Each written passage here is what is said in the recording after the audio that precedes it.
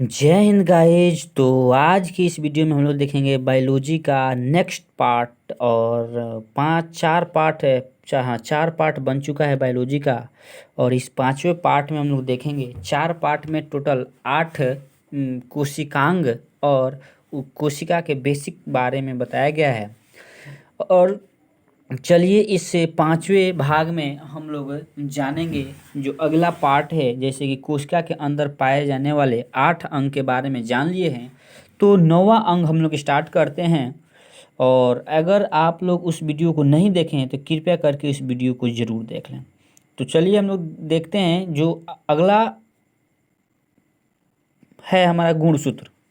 गुणसूत्र को अंग्रेजी में क्रोमोसोम कहते हैं। साथियों, इसका बहुत महत्व है जीवन में, कृपया ध्यान से जरूर समझें। तो चलते हैं गुणसूत्र। तो गुणसूत्र का खोजकर्ता कौन है? तो वाल्टर फ्लेमिंग ने 1882 में गुणसूत्र का खोज किया था। ऐसा नहीं है कि गुणसूत्र पहले नहीं था पर इसका पता लगाया। खोजना मतलब वही पता लगाया है ना। और इसका जो गुणसूत्र का निर्माण होता है, दो चीज़ से होता है, एक डीएनए और दूसरा हिस्टोन प्रोटीन। हाँ जी गाइज, ये डीएनए जो गुणसूत्र होता है क्रोमोसोम, उसका निर्माण डीएनए के साथ साथ हिस्टोन प्रोटीन से होता है। और जो गुणसूत्र होता है, गुणसूत्र के ऊपर कुछ बिंदु बिंदु जैसी रचना होती है जिसको जीन कहते हैं, है ना। आइए हम आप लोगों को दिखाने का प्रयास कर रहे हैं। देखिए यही है हमारा क्रोमोसोम। कुछ इस प्रकार हमारा होता है क्रोमोसोम। देखिए यही सीजर की टाइप से होता है, ये हमारा क्रोमोसोम है। और इसके ऊपर देखिए जो बिंदु बिंदु संरचना पाया जाता है, इसी को हम लोग जीन कहते हैं। और जब ज़्यादा संख्या आ जाए तो इसको हम लोग जीन्स कहते हैं। अब इसको उभारिएगा तो ऐसे करके उभरेगा तो जैसे डीएनए मिलेगा। तो इसको हम लोग डीएनए पढ़ेंगे तो उसमें विस्तार से जाएंगे। तब तक अभी जानिए कि जो क्रोमोसोम होता है, क्रोमोसोम का खोज वाल्टर फ्लेमिंग ने 1882 में किया था। इसका निर्माण डीएनए और हिस्टोन प्रोटीन से होता है। इसके ऊपर बिंदु बिंदु जैसी संरचना पाई जाती है जिसको हम लोग जीन कहते हैं। अब देखते हैं इसकी संख्या के बारे में। तो साथियों, मानव में, ह्यूमन मतलब मानव में, ये 46 गो होता है। 46 गो मतलब कि 23 जोड़ा। और 23 जोड़ा तो ये होता ही है, पर इसमें इसको हम लोग मेल और फीमेल के आधार पर देखें तो मेल में भी 46 होता है और फीमेल में भी 46। सर 46 को दो भाग में बांट दे, 44 या +2, तो ये जो 44वां होता है जिसको हम लोग ऑलोसोम कहते हैं। इसको क्या कहते हैं? 44वां को ऑलोसोम। 44 जो होता है 22 जोड़ा, इसको ऑलोसोम कहते हैं। और महिला में भी, फीमेल मतलब महिला में भी जो 44 होता है उसको ऑलोसोम कहते हैं। तो देखिए जो पुरुष में और महिला में दोनों में जो ऑलोसोम होता है, मतलब 44 को मतलब 22 जोड़ा दोनों में बराबर होता है, एक ही जैसा होता है। इसीलिए लगभग स्त्री और पुरुष का दोनों का शरीर लगभग एक समान है वो होता है।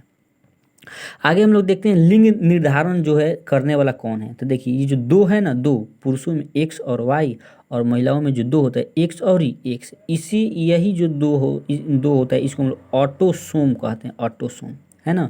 तो ये जो पुरुष में ऑटोसोम अलग होता है और महिला में ऑटोसोम अलग होता है ना। तो ऑलोसोम दोनों एक होता है, एक ही जैसा होता है, जबकि जो ऑलोसोम है अलग अलग पाया जाता है। तो देखिए ये जो है लिंग का निर्धारण यही करता है ऑटोसोम, जिसको हम लोग अंग्रेजी में सेक्स डिटर्मिनेशन कहते हैं या लिंग गुणसूत्र के नाम से जानते हैं।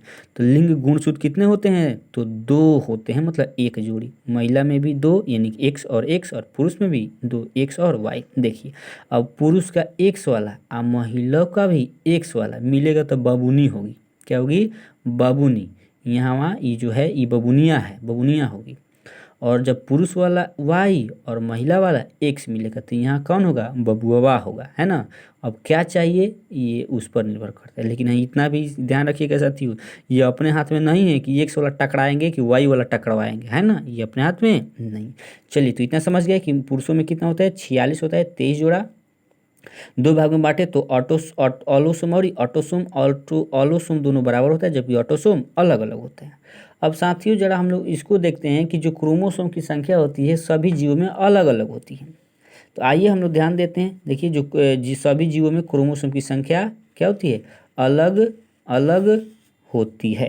जैसे जीवाणु में क्रोमोसोम 1 होता है, मच्छर में 6 होता है, घरेलू जो मक्खी होती है उसमें 12 क्रोमोसोम, मटर में 14 क्रोमोसोम, प्याज में 16 क्रोमोसोम, नींबू में 18 क्रोमोसोम, मक्का में 20 क्रोमोसोम, टमाटर में 24 क्रोमोसोम, मेढक में 26 क्रोमोसोम, गेहूं में 42 क्रोमोसोम, खरगोश में 44 क्रोमोसोम, मानव इसमें कितना होता है 46, इसमें हाँ मानव में 46 होता है।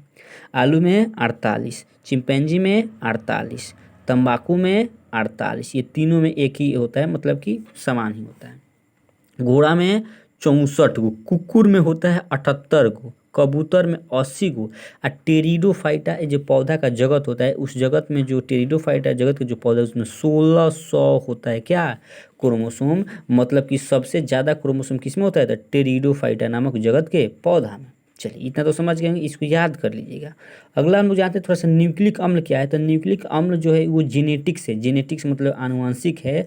इसको हम लोग फास्फोडाइएस्टर मतलब जो न्यूक्लिक अम्ल होता है, न्यूक्लिक अम्ल में एक बंध पाया जाता है। बंध मतलब एक जो क्या होता है बंधन जुड़ाव पाया जाता है, जिसको हम लोग फास्फोडाइएस्टर कहते हैं। और न्यूक्लिक अम्ल का खोज फ्रेडरिच मिसर ने किया था 1868 ईस्वी में।